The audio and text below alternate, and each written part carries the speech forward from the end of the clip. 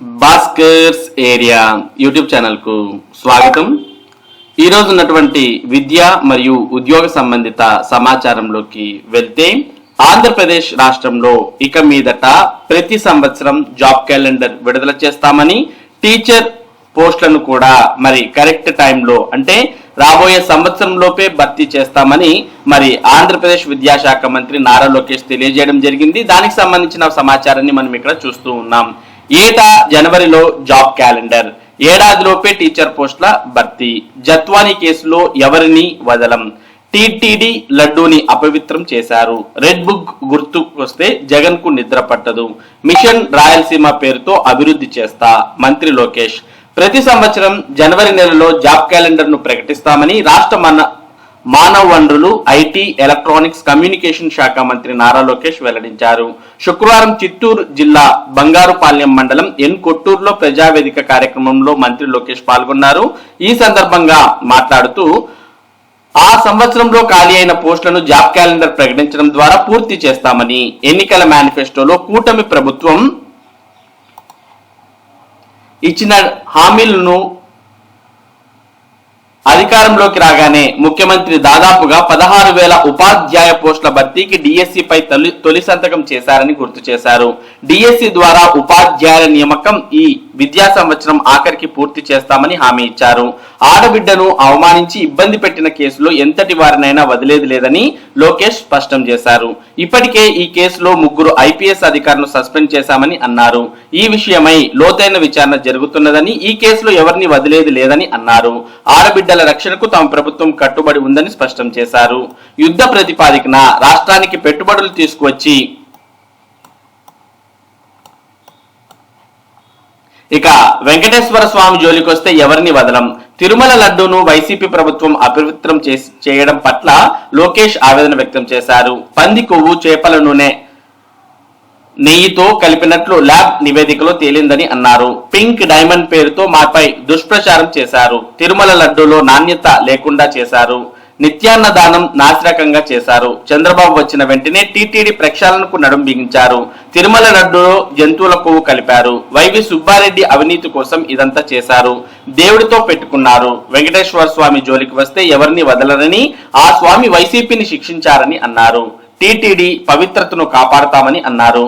తన red book చూస్తే మాజీ ముఖ్యమంత్రి జగన్మోహన్ రెడ్డికి నిద్ర పట్టడం లేదని మంత్రి లోకేష్ పేర్కొన్నారు.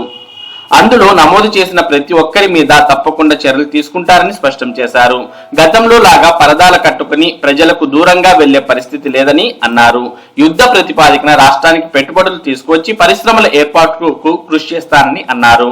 ల్యాండ్ టైటింగ్ యాక్ట్ ను రద్దు చేస్తామని అన్నారు.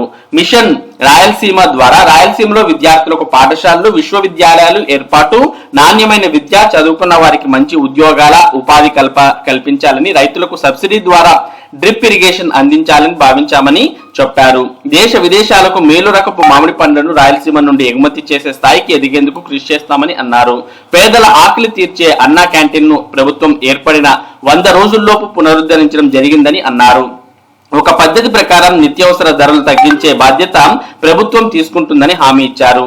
విజయవాడకు వచ్చిన వరదల్లో చంద్రబాబు కుర్రాడిలా జేసీబీలు ఎక్కి ప్రజలను ఆదుకున్నారు. జగన్ రెడ్డి మాత్రం విమర్శలు చేస్తున్నారు. ఫేక్ జగన్ లా మారారు. మెగా డిఎస్సి ఏర్పాటు చేస్తానని చెప్పి సంపూర్ణ మద్యపాన నిషేధం అంటూ జగన్ రెడ్డి మాట తప్పారు. రాజారెడ్డి రాజ్యాంగంతో ప్రజలను ఇబ్బంది పెట్టారు. ప్రజాప్రభుత్వం అధికారంలోకి వచ్చిన వెంటనే పద్ధతి ప్రకారం హామీలు అమలు చేస్తున్నాం. పెన్షన్ను 3,000 నుంచి 4,000 చేశాం. జగన్ రెడ్డి 1000 పెన్షన్ పెంచడానికి 5 ఏళ్లు పట్టింది. దివ్యాంగులకు మేము 3,000 నుంచి 6,000 వరకు పెన్షన్ ఇచ్చాం. పూర్తి అంగవైకల్యం ఉన్న వారికి 15,000 చేశాం. ఇప్పటికే అనేక పరిశ్రమలు తీసుకువచ్చాం. ల్యాండ్ టైటిలింగ్ యాక్ట్ ను రద్దు చేసి ప్రజల ఆస్తులకు రక్షణగా ఉన్నారు. మిషన్ రాయలసీమ ప్రకటించాం. పిల్లలు చదువుకునేందుకు పాఠశాలలు, విశ్వవిద్యాలయాలు తీసుకువస్తాం. మన ప్రాంతంలోనే ఉద్యోగాలు కల్పిస్తాం. రైతులకు సబ్సిడీపై డ్రిప్ పరికరాలు అందజేస్తాం. త్వరలోనే కార్యాచరణ ప్రకటిస్తాం. పేదల ఆకలి తీర్చే అన్నా క్యాంటీన్లను జగన్ రెడ్డి రద్దు చేశారు. మేము 100 రోజుల్లోనే అన్నా క్యాంటీన్లను తిరిగి ప్రారంభించాం. 175 నియోజకవర్గాల్లో 164 స్థానాలు ఎన్డీఏకు అప్పగించారు. బాధ్యతతో వ్యవహరిస్తాం. గత ప్రభుత్వం మాదిరిగా ప్రవర్తించాం. ప్రజలకు అందుబాటులో ఉండి సమస్యలు పరిష్కరిస్తాం అని లోకేష్ వివరించారు. ఈ కార్యక్రమంలో Chittoor MP Prasadarao, MLA K Muralimohan తదితరులు ఈ కార్యక్రమంలో పాల్గొన్నారు. ఇక ఆంధ్రప్రదేశ్ రాష్ట్రంలో 16,000 ఉపాధ్యాయ పోస్టుల భర్తీకి డిఎస్సిపై తొలి సంతకం చేశామని, డిఎస్సి ద్వారా ఉపాధ్యాయుల నియామకం ఈ విద్యా సంవత్సరం ఆఖరికి పూర్తి చేస్తామని హామీ ఇవ్వడాన్ని మనం గమనిస్తూ ఉన్నాం. దీని ప్రకారం డిఎస్సి అయితే మరి ఈ విద్యా సంవత్సరం అంటే మార్చ్, ఏప్రిల్, మే కల్లా పూర్తయి రాబోయే విద్యా సంవత్సరం నుంచి డిఎస్సి నియామకాలు చేపట్టే అవకాశాలు ఉన్నట్టు మనకి ఇక్కడ అర్థమవుతుంది.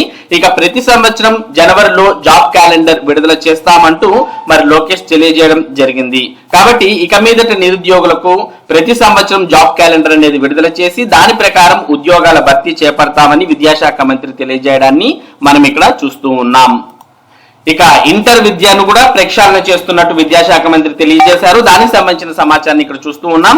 ఇంటర్ లో ఎన్సీఆర్టీ సిలబస్ అంటే సిబిఎస్ఈ సిలబస్ వచ్చే విద్యా సంవత్సరం నుంచి అమలు కీలక నిర్ణయం తీసుకున్న ఇంటర్ బోర్డు.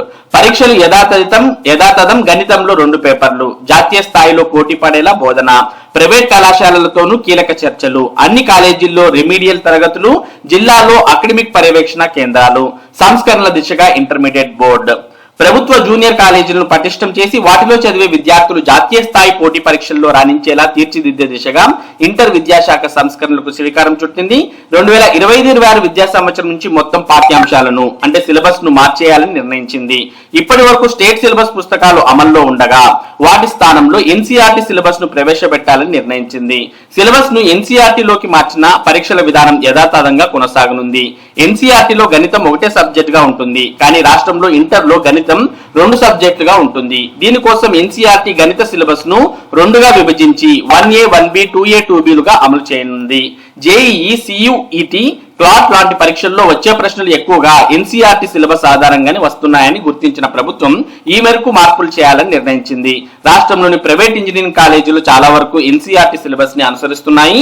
ఆ కారణంగానే ప్రైవేట్ కాలేజీల్లో చదువుతున్న విద్యార్థులు ఐఐటీలో సీట్లు ఎక్కువగా సాధిస్తున్నారు. ఆ దిశగా ప్రభుత్వం కాలేజీల్లోని విద్యార్థులను కూడా మెరుగుపరచాలనే ఉద్దేశంతో ఈ నిర్ణయం తీసుకున్నారు. దీనిలో భాగంగా ఇటీవల ఇంటర్ విద్యాశాఖ కమిషనర్ కృతికా శుక్లా, నారాయణ, శ్రీ చైతన్య లాంటి ప్రముఖ విద్యా సంస్థల అకాడమిక్ ప్రతినిధులతో చర్చలు జరిపారు. వారు అనుసరిస్తున్న బోధనా విధానాలను అడిగి తెలుసుకున్నారు. కొన్నింటి ప్రభుత్వ జూనియర్ కాలేజీల్లో ప్రవేశపెట్టాలని నిర్ణయించారు. విద్యార్థి ట్రాకింగ్. ప్రైవేట్ కాలేజీల్లో విద్యార్థులపై ట్రాకింగ్ విధానం అమల్లో ఉంది. విద్యార్థులకు తరచూ పరీక్షలు నిర్వహించడం, వారు ఏ స్థాయిలో ఉన్నారో గుర్తించి దానికి అనుగుణంగా రెమిడియల్ తరగతులు నిర్వహించడం లాంటి బోధనా విధానం ఉంది. అలాంటి విధానాన్ని ప్రభుత్వ కాలేజీల్లోనూ ప్రవేశపెట్టనున్నారు. ప్రతి విద్యార్థి సామర్థ్యాలను అంచనా వేయడం దీని ప్రధాన ఉద్దేశం. ప్రస్తుత విధానంలో విద్యార్థులు కొన్ని సబ్జెక్టులు వెనుకబడినా వారిని మెరుగుపరిచే విధానం లేదు. ఇకపై విద్యార్థులను ట్రాకింగ్ చేస్తూ నిత్యం వారి అభ్యాసన సామర్థ్యాలు పెంచాలని నిర్ణయించారు. దీనిలో భాగంగా అంతర్గత పరీక్షల విధానాన్ని సెంట్రలైజ్ చేశారు. గతంలో యూనిట్ పరీక్షలు, క్వార్టర్లీ, హాఫ్ ఇయర్లీ పరీక్షలను కాలేజీల్లోని ప్రశ్నాపత్రాలు తయారు చేసేవారు. వారికి వీలున్నప్పుడు పరీక్షలు నిర్వహించేవారు. ఈ క్రమంలో కొందరు విద్యార్థులు అంతర్గత పరీక్షలు రాయట్లేదని తేలింది. దీంతో అన్ని పరీక్షలను నిర్దేశిత తేదీల్లోనే నిర్వహించాలని, వాటికి ప్రశ్నాపత్రాలు ఇంటర్ బోర్డు నుంచి పంపాలని నిర్ణయించారు. అలాగే విద్యార్థుల మార్కుల ఆన్లైన్ లో అప్లోడ్ చేసి తరచూ సమీక్షించనున్నారు. ప్రైవేట్ కాలేజీల తరహాలో రెమీడియల్ తరగతుల విధానాన్ని ప్రభుత్వ కాలేజీల్లో ఇటీవల ప్రారంభించారు. గతంలో జనవరి నుంచి ఈ విధానం అమలు చేసేవారు. ఇకపై దీన్ని నిరంతరం అమలు చేయాలని భావిస్తున్నారు. సాయంత్రం కాలేజీ ముగిసిన తర్వాత గంట సేపు ఈ తరగతులు నిర్వహిస్తున్నారు. మార్గదర్శనం, పర్యవేక్షణ, సెల్ఫ్. విద్యార్థుల అభ్యాసన స్థితిని పర్యవేక్షిస్తూ కాలేజీలకు మార్గదర్శనం చేసేందుకు అకాడమిక్ గైడెన్స్ మానిటరింగ్ సెల్ కేంద్రాలను జిల్లా స్థాయిలో ఏర్పాటు చేశారు. ఆర్జేడీ స్థాయిలోనూ ఈ సెల్స్ ఏర్పాటు చేయనున్నారు. లైబ్రరీలోని జూనియర్ లెక్చరర్లు, వ్యాయామ విద్య బోధించే జూనియర్ లెక్చరర్లు ఈ సెల్స్ లో పనిచేయనున్నారు. ఎప్పటికప్పుడు కాలేజీల డేటాను పర్యవేక్షిస్తూ వారికి అవసరమైన గైడెన్స్ ఇస్తారు. అలాగే వచ్చే ఏడాది నుంచి మారనున్న సిలబస్ కు అనుగుణంగా జూనియర్ లెక్చరర్లను శిక్షణ ఇవ్వనున్నారు.